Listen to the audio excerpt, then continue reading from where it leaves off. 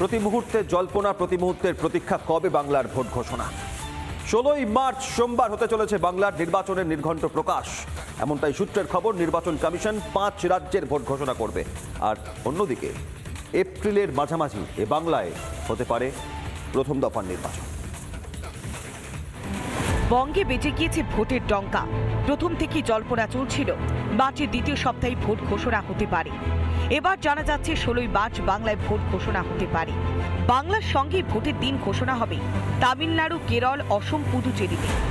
16 তারিখে সেই নির্ঘণ্ট ঘোষণা হয়ে যাওয়ার পর থেকেই লাগু হয়ে যাবে গোটা রাজ্যেই মডেল কোড অফ কন্ডাক্ট।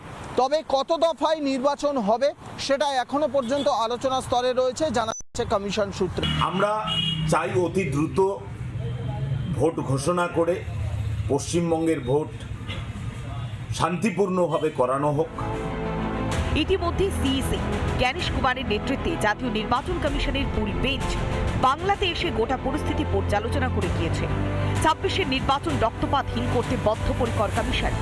সেক্ষেত্রে বাম, বিজেপি এবং নির্বাচন কমিশনের কাছে জানিয়েও এসেছে যত কম দফায় ভোট হবে ততই অশান্তির প্রবণতা কমবে।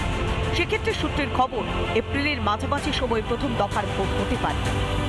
16ই মার্চ ভোট ঘোষণা যদি হয় তাহলে ভোট ঘোষণা থেকে প্রথম দফার নির্বাচন এর মাঝে 28 থেকে 30 দিন সময় থাকছে।